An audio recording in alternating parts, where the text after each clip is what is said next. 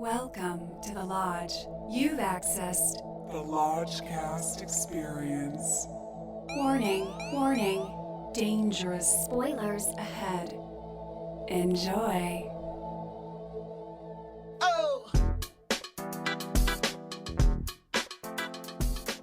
Welcome once again to Quarantine Lockdown Hot Takes. I'm your Lodge Master. With me as always is Brother Bishke. Quarantine week 8. With us virtually, it's 8 weeks, shit. With us virtually is Brother Lucas. How's it going, folks? Deep sigh. And love, light personified. Brother Zach is back. Riding the virtual waves.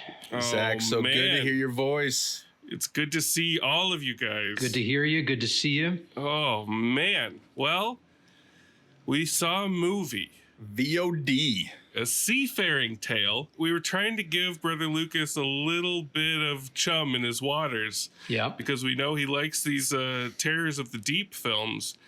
It's called Sea Fever. SEA Fever. It's from Ireland. I know we said we were going to vet these movies before we watched them. Nobody vetted this. This is the last one out of the net before before vetting. So we all dove in head first without knowing how deep or how shallow it was. So what are we dealing with here? Zach, what was your journey like? My initial journey was I was really wishing I had at least holograms of you guys on the couch next to me. Because Yes. I was thinking about what each of you would be reacting to the different parts of this film. You know, when you said this was the movie, I was very excited because Brother Lucas's underwater adventures are now becoming. Yeah, there's some alchemical thing going on cinematically with Brother Lucas and the waters, I think. He gives him like 2 extra bones. Yeah, so I just wanted to be a part of it. So I was excited, knowing nothing else. Yeah. And truly knowing nothing else about this film. And I don't think I had heard about it before. I don't think anybody's heard of it, really. My initial thought in the opening minutes was the movie shot almost like an art film, but the script is like a very straightforward genre picture, sea adventure gone bad. Yeah. So my wires were a little crossed tonally with the pretty nature of the natural lighting and everything, with the quality of the script and the acting, which was a little incongruous with the picture. But I settled into it. Lucas, were you happy to be on a boat again? How are you feeling? Yeah, I was feeling a little seasick, a little waterlogged. Waterlogged. I didn't know anything about this movie from the opening, but it just felt like a student feature from the opening. Oh, no. No. Certified. Ooh, student features certified. While I appreciated the alien setup, It's very alien. It's alien on the water again. and then it turns into like John Carpenter's The Thing with a little bit of The Abyss thrown in for good measure. But it was like an Event Horizon too, but it was just like too dark. Like I couldn't see anything half the time. Oh, literally too dark. Yeah.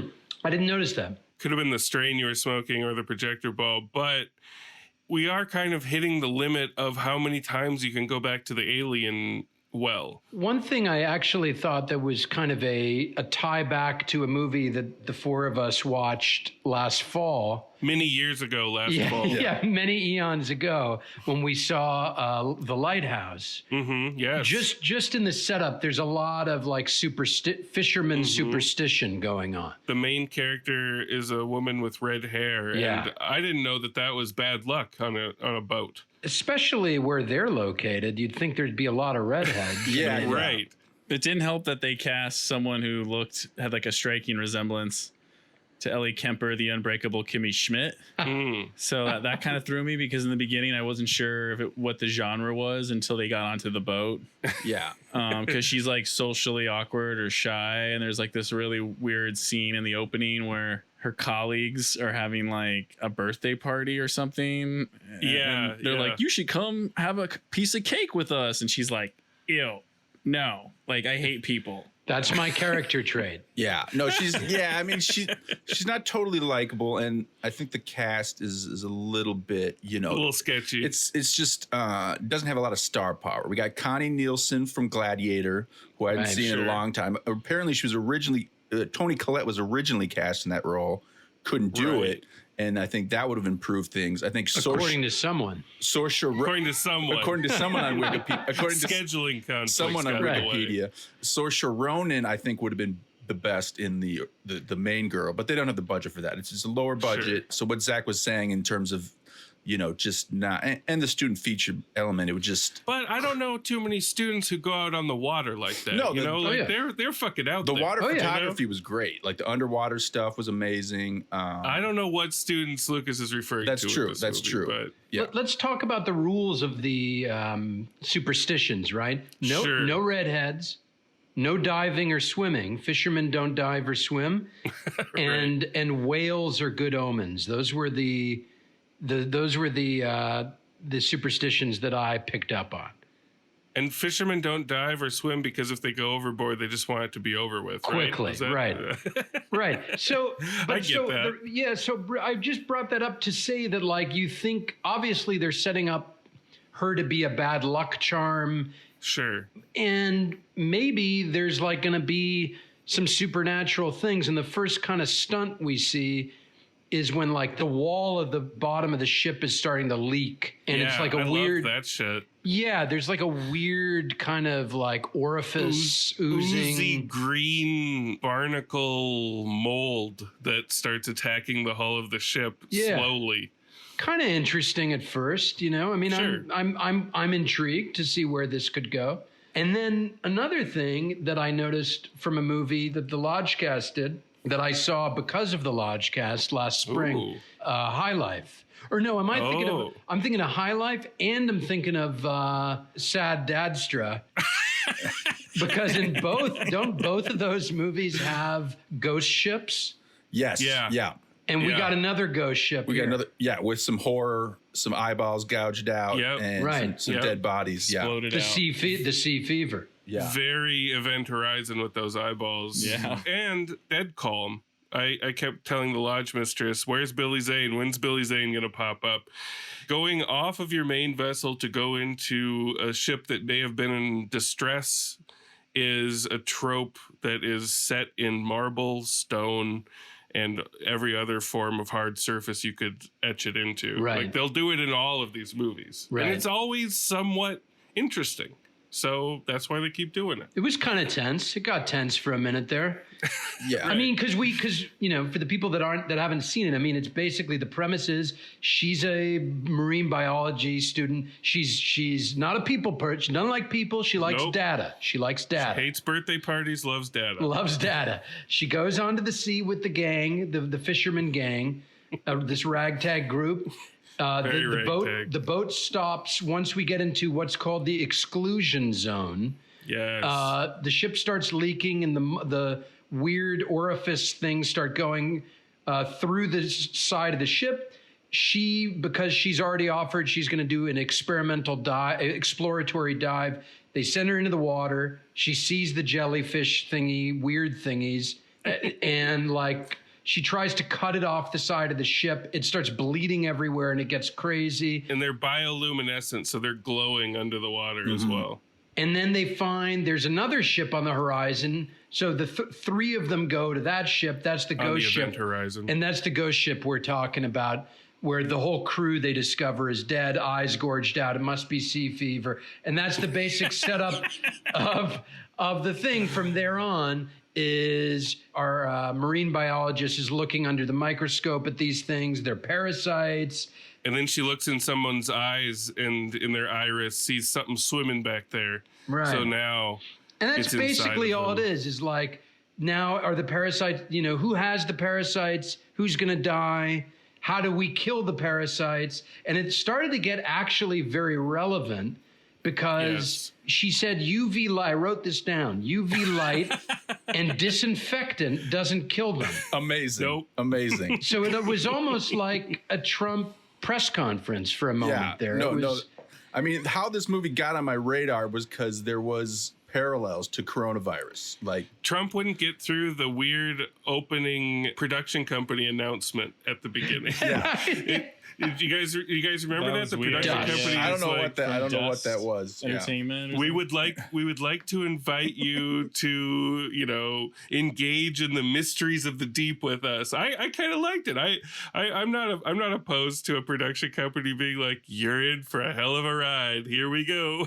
Yeah. But did you want more like mermaid magic to be like? Did you want more mystery? I feel like it got, like I was saying, like they set you up for these superstitions and mythical things. You see the bioluminescent killer jellyfish parasite thingies, but it doesn't really go. It kind of does what's expected of it. We have the alien setup with the crew all like literally sitting around a table having dinner together with kind of similar lighting, and then they mix in the aliens setup where it's like, oh, we don't want to kill this thing, we want to bring it back, or we want to figure out what makes it tick.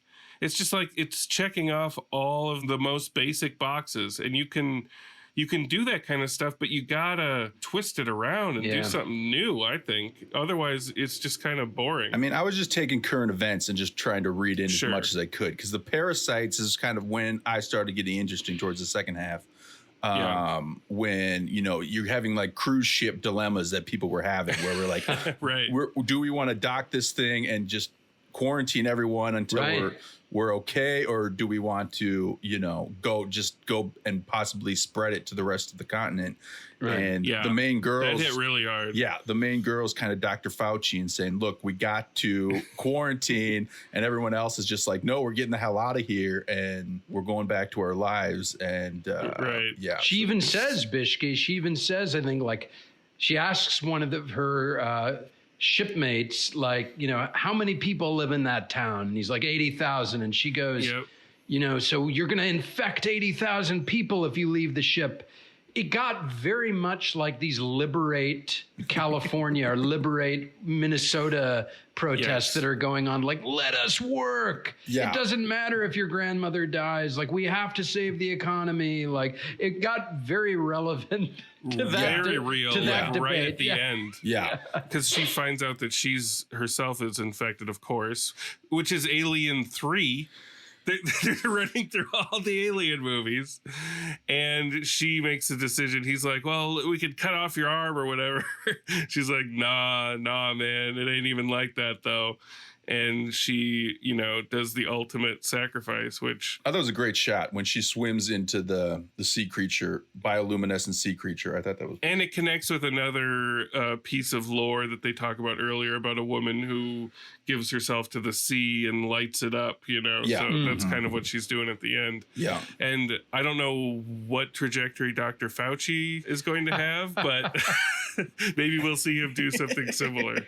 He'll just dive into the beast. So, LT, other than being a student feature, we kind of took over here. So what's going on here? Dude, I just got to let you know that there's something going on with my Google Hangouts. So each one of your screens, you're like bathed in darkness and look like you're being tortured in the fiery pits of hell. Like, I've taken pictures to send all of you later once we're back online. But like, this has been kind of an unsettling, disturbing experience for me, both watching the film and now the parasites have taken us over. Yeah, it's like your pod people or like seed people. I'm so like quarantined out that when I realized they were like doing tests on each other and like looking in their eyeballs, I was like, oh man, like this is like my Monday, this is like tomorrow. And I did give it credit for having the like to invoke the salad dragon. The Salad Dragon. A scene in a movie that is so bizarre, baffling, or transcendent that it instantly justifies the price of admission. Or Reese Witherspoon's leafy transformation in A Wrinkle in Time.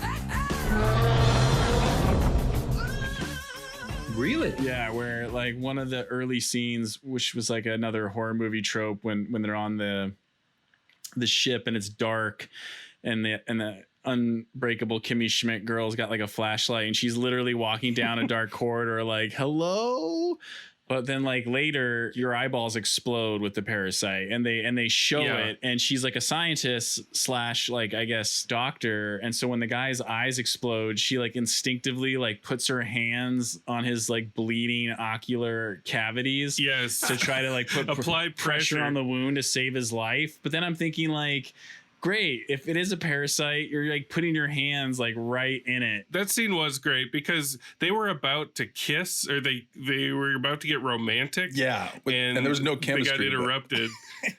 And then like within 5 minutes, his eyes have exploded. Yeah. Like the only thing that would have made it better is if they would have let them get a little romantic and have his eyes explode into her kissing face. Like, come on, guys.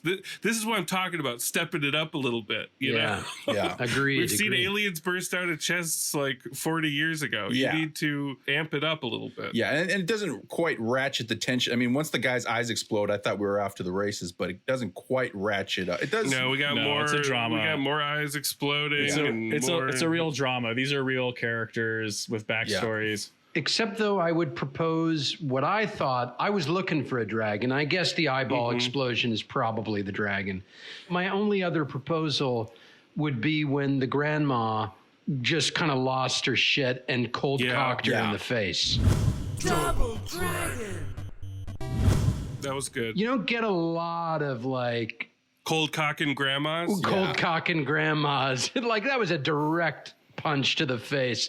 And then like later explain this for me if you guys understood this. She punches her in the face because she's kind of everyone kind of blames the redhead for why they're in the situation. Yeah. Because she's a redhead. They're trying to get up to the top of the ship. The redhead is climbing a ladder and grandma is like possessed and chasing after her, and the redhead kicks grandma down, and which knocks her out dead. Yeah, I think she dies there. Right. So I'm just trying to understand. I know that grandma, we reveal, has the parasite in the eye. That was like a late reveal.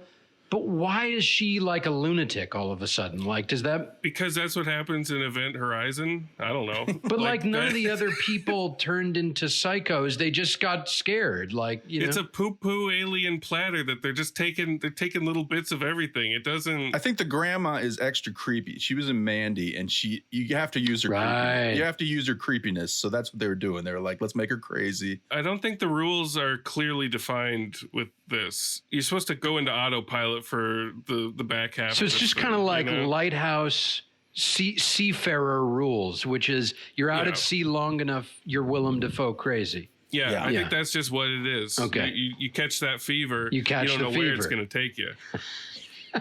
Okay. All right. I accept it. Regardless, I like grandma going off. I mean, that was... Who doesn't like that? Yeah, that was at least entertaining. I mean, you know. Yeah, at least it's moving. Yeah. Let's go to damn Sea Fever Bones. I can feel it in my bones. Brother Lucas, let's keep poking and prodding at you. I wanna know how this stacks up to our other seafaring tales. This doesn't rank up there with the latest oceanfare seafaring voyages I've taken. Mainly because it just seemed a little too threadbare for me, or like low res or what have you. Like really dark on a lot of the ship. Like there's a lot of scenes in the dark where I was definitely squinting to see what was happening. Now, were you watching this today in the light of day? Yeah. Projected? I was projecting, while the sun was still up, so my blinds were closed. Okay. So the drone aerial footage of the ship in open water looked great, but like all the stuff in the interior of the ship was just lost on me. It was like really... I think that might be a projector issue. I didn't experience that last night with it. Yeah, very visually dark for me, so I got to give it 2 bones. Oh, he's just 2 boning it. All right. Yeah. And is that with any sort of quarantine bump, or is that just 2 straight up? That's 2 straight up. I feel like no matter what, it would have been 2. Right. Brother Bishke, what say you? In the early going, I mean, the characters I wasn't really drawn to them. Like there wasn't a lot of chemistry between them. You know, you kind of want the Jaws factor where they're having fun in the initial going and you kind of rooting for them. Nobody was really ever having fun. No. Everyone was kind of mad at each other and stressed out. So I was a little tuned out. The dialogue wasn't really crackling for me either. But then about 3:20 a.m. This is when I'm watching it, about halfway through, a Chatsworth earthquake jolted me.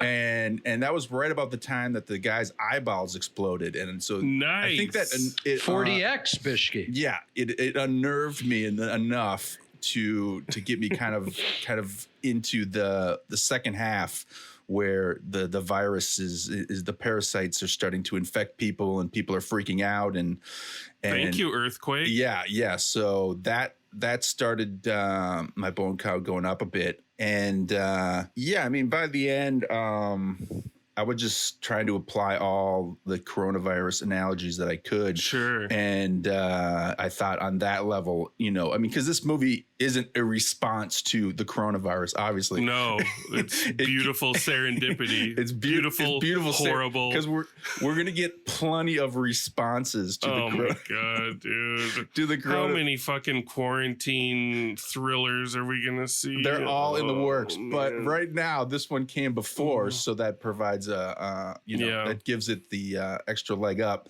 The first half was rough, but the second half I enjoyed. Any normal time, it would get 2 bones. But at this point in history, it does get a very real quarantine bump of 2.5 bones. There it is. 2.5 for Brother Bishki.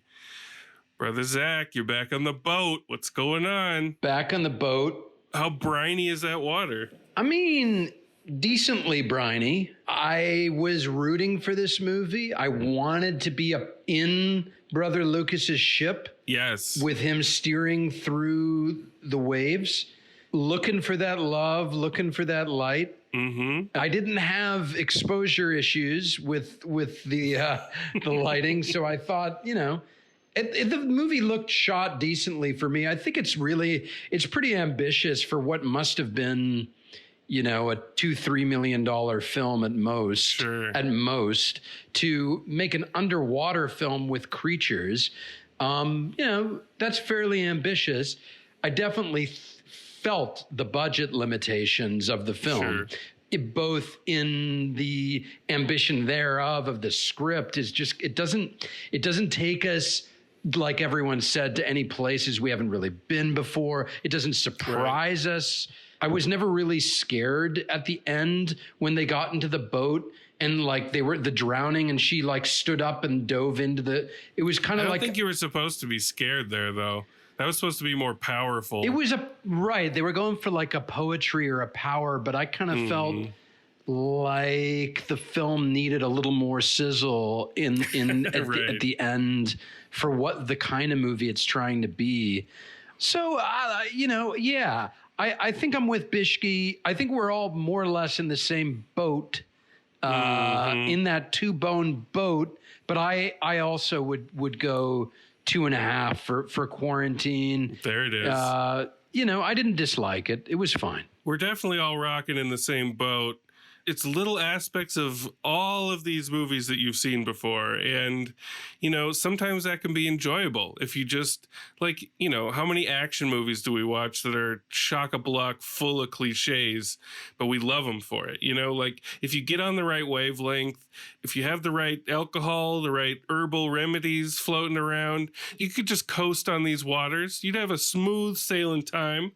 And you might have a little fun if you're not careful. So I thought the eyes exploding was great. I thought the sad Dadstra style visiting of the doomed vessel was nice.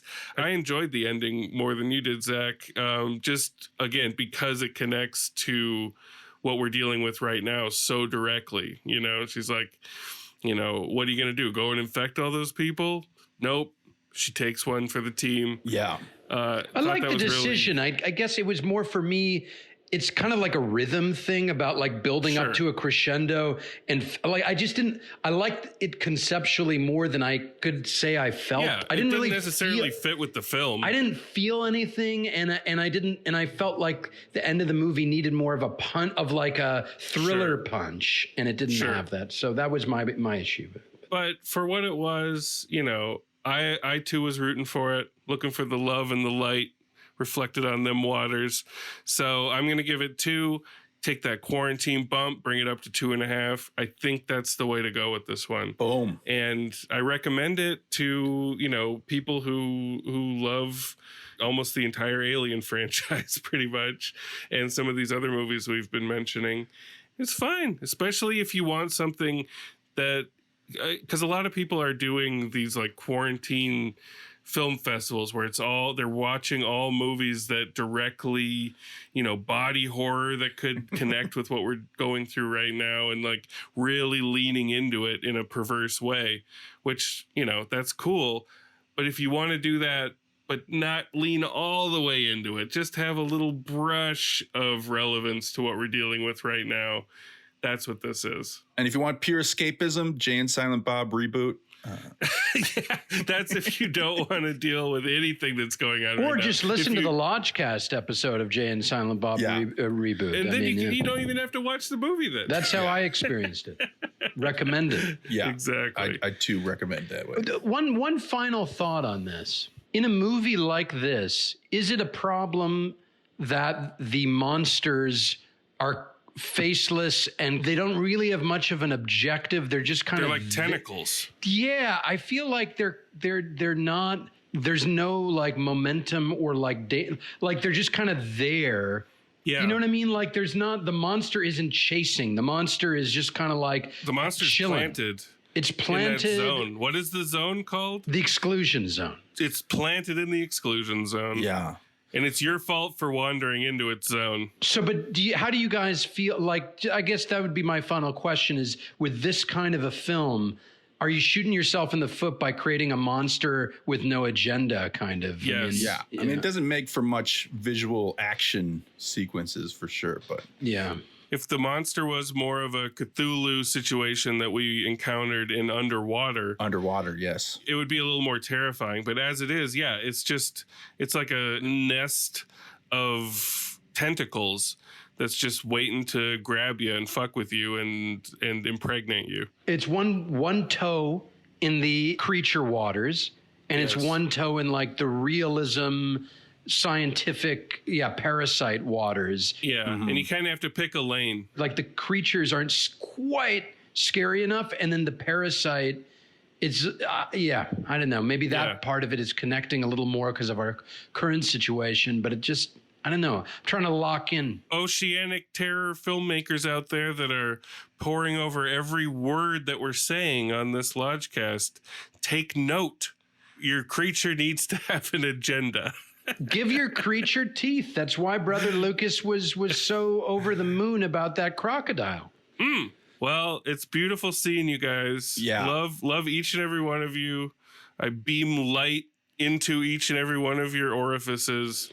Let's keep our eyes on the horizon for more seafaring tales. Yeah, we're vetting VOD. We're checking out all sorts of movies, trying to get you the best that you can watch during quarantine. Don't get complacent, y'all. Stay safe. Be well. That's right. And this is officially the dive team when we encounter another a seafaring tale. This is it. Yeah. Love it. Briny. Love and light to you guys. Love and light. We'll see each other in the real world someday. Stay safe, brothers. Hey!